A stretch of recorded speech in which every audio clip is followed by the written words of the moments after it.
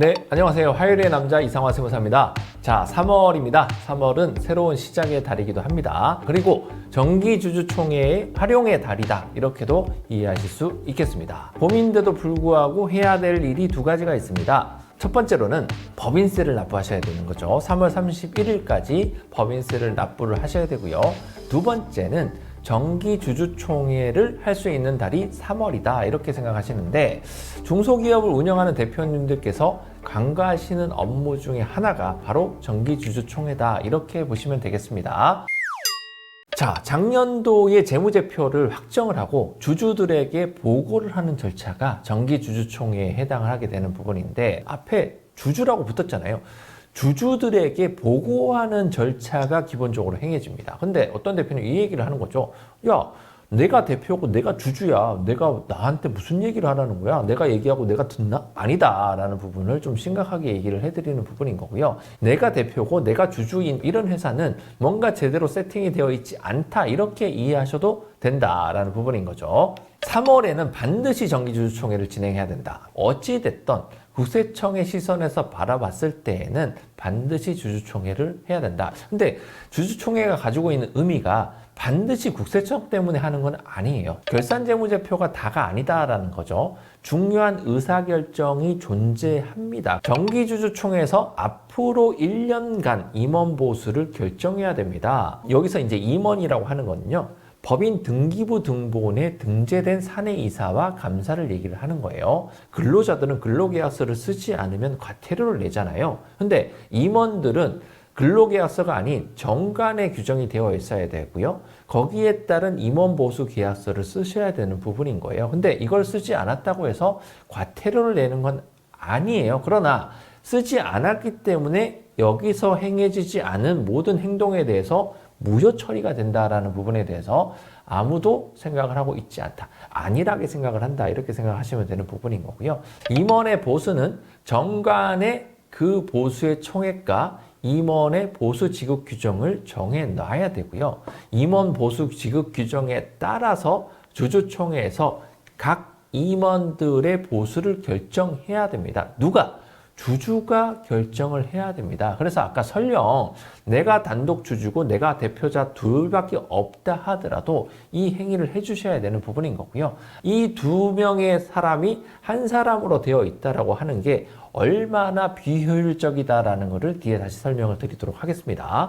일단은 3월에 정기주총에서 작년 이익 수준하고 올해 예상되는 매출과 이익 규모를 결정해서 임원 보수를 결정을 해야 됩니다. 예상 세금과 건보료 효과까지, 건보료가 8%까지 상승했습니다. 그렇기 때문에 이제는 건보료가 옛날 같지가 않아요. 그래서 예상 세금을 고려해서 적정한 보수 금액을 결정하게 되면 잉여금이 쌓이지 않게끔 절세 효과를 극대화시킬 수 있다. 근데 이 작업을 매년 안 하기 때문에 이게 제대로 돌아가지 않는 상황이 놓이고 있다. 자, 두 번째로는 정기 배당을 할 것인지, 한다면 얼마의 금액으로 할 것인지 결정을 해야 되는 거예요.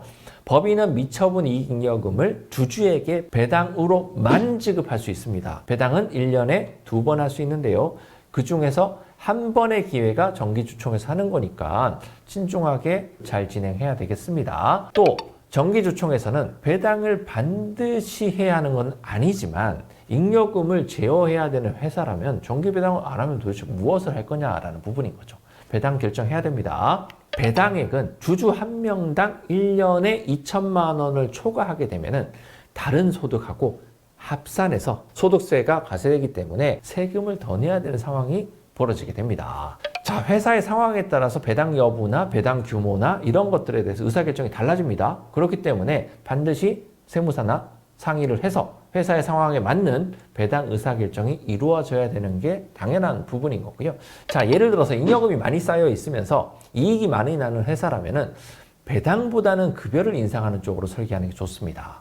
왜냐하면 이익이 많이 나는 회사는 법인세도 많이 낼 것이거든요. 반대로 잉여금은 많지만 이익 규모가 크지 않다라면 급여를 올려봐야 법인세 절세 효과는 10% 아래로 떨어집니다. 그래서 별로 효과가 재미지가 않고요. 그리고 국세청이든 은행이든 입찰이든 여러 입장에서 봤었을 때 이익이 낮게 표시가 되면은 유리하지가 않아요. 그렇기 때문에 잉여금 제어하는 쪽으로 배당으로 가는 게 좋습니다.